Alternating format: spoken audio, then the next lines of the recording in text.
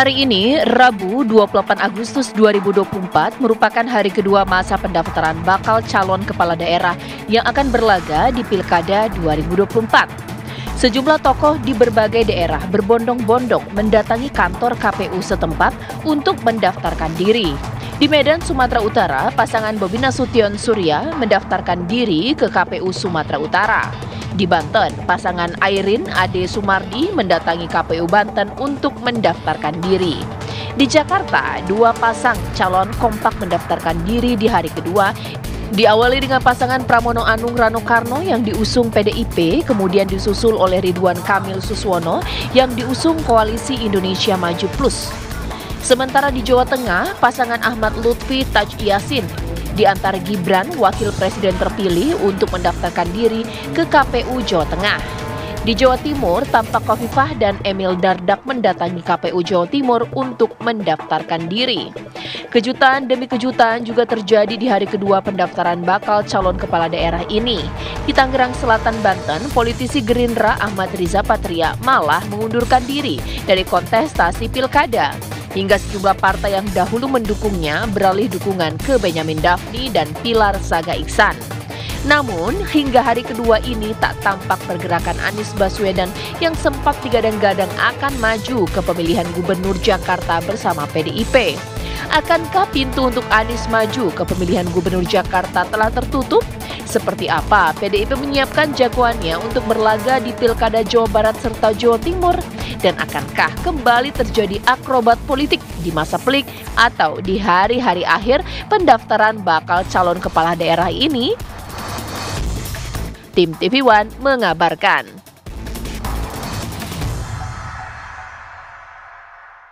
Ya, bagaimana pemirsa? Apakah Anda pusing melihat peta politik Pilkada 2024? Saya tidak tahu sih, itu mungkin terserah Anda bagaimana memaknai dan juga melihat fenomena ini.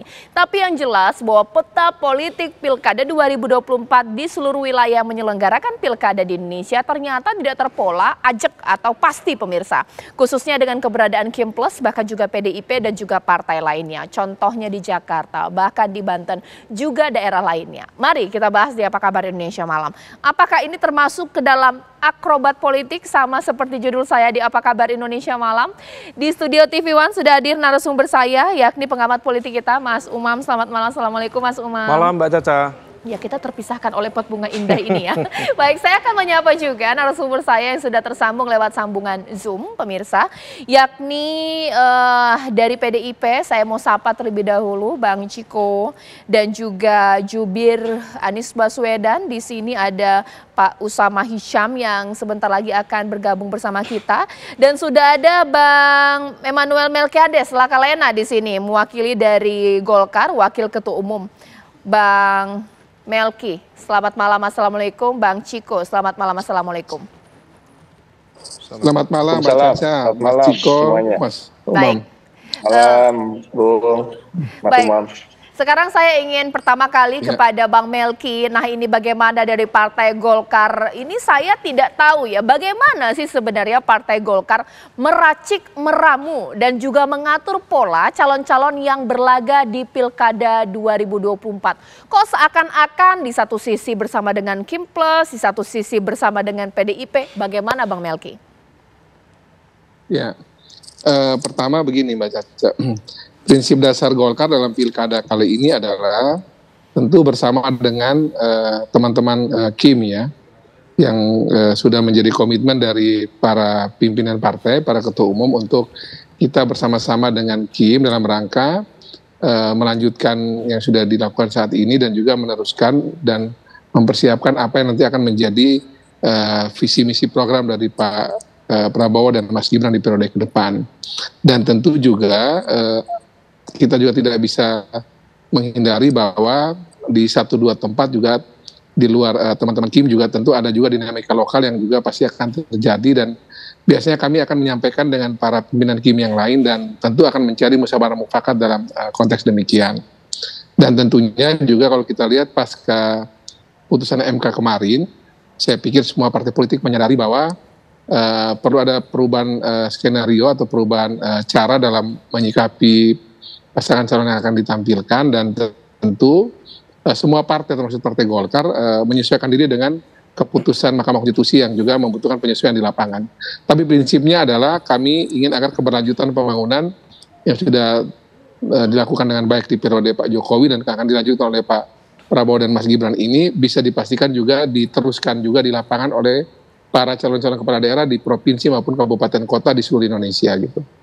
Baik, bagaimana kalau Bang Ciko melihatnya ini pasca putusan MK pada akhirnya PDIP unjuk gigi ya atau unjuk kemampuan untuk mencalonkan calonnya di Pilkada 2024, tapi kita juga bingung.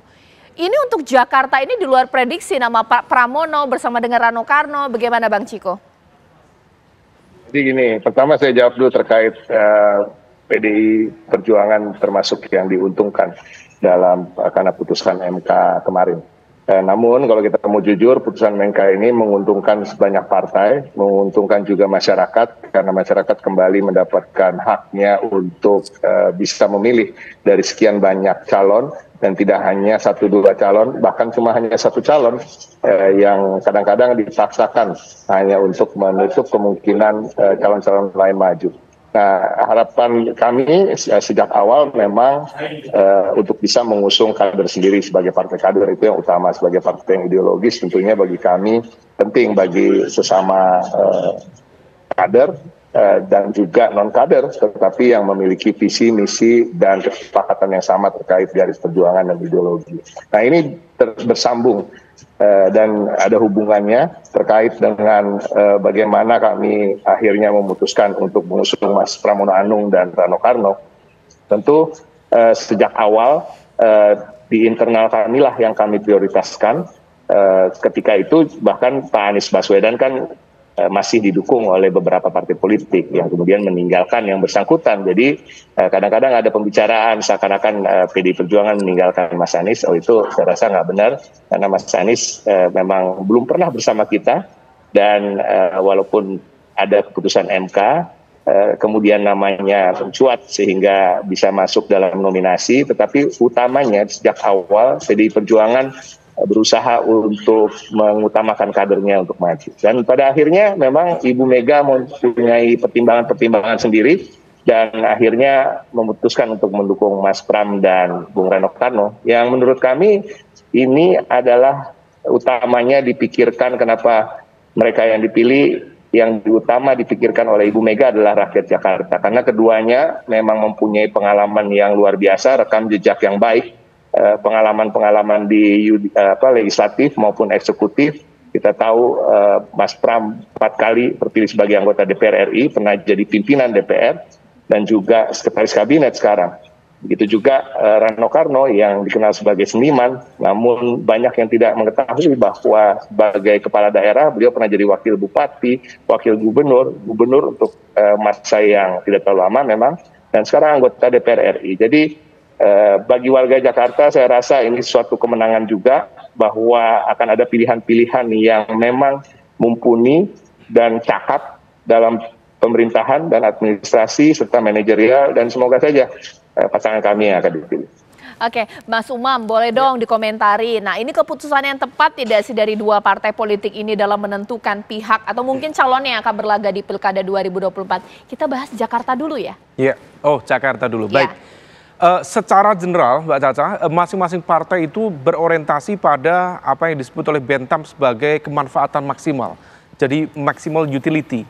Nah, itu seringkali kemudian ditentukan oleh banyak faktor. Mulai dari faktor pertimbangan cukup rasional, yang tidak rasional, termasuk juga hal-hal yang sifatnya incidental influence. Atau hal-hal yang sifatnya betul-betul ditentukan oleh current emotion.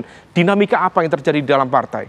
Nah, semua itu dalam konteks Jakarta misalnya, tampaknya memang yang dilakukan oleh PDIP cukup clear, yaitu mengutamakan kader partai. Tetapi hal itu juga bisa dibaca sebagai bagian dari upaya negosiasi, karena pasca dinamika di MK kemarin dan terjadi gerakan yang kemudian melakukan hantaman terhadap pemerintah dan menjadi ujian bagi iman politik Kim, apakah solid atau tidak solid, tampaknya dan juga menurut informasi spekulatif sudah ada deal-deal politik di mana kemudian Kim diberikan ruang, diberikan kesempatan untuk tetap memberikan komitmen menjaga apa yang disampaikan oleh MK, tapi di saat yang sama konon informasi spekulatifnya PDIP berkomitmen juga tidak mengusung Anies Baswedan. Itu dilakukan informasinya sekitar Kamis siang atau Kamis sore. Meskipun di esok harinya Bu Mega memberikan ruang, Mas Anies juga bertandang ke DPD di PDIP, tetapi terlepas dari semua itu, ya ini adalah bagian dari ekspresi kalkulasi politik yang paling rasional bagi PDIP untuk berhadapan-hadapan dengan kekuatan besar Kim Plus di Jakarta. Oke, nanti dijawablah Mas Ciko, benar tidak sih ada perjanjian di bawah meja antara PDIP dan juga Kim Plus tidak akan mengusung Anies Baswedan di Pilkada 2024? Sesaat lagi.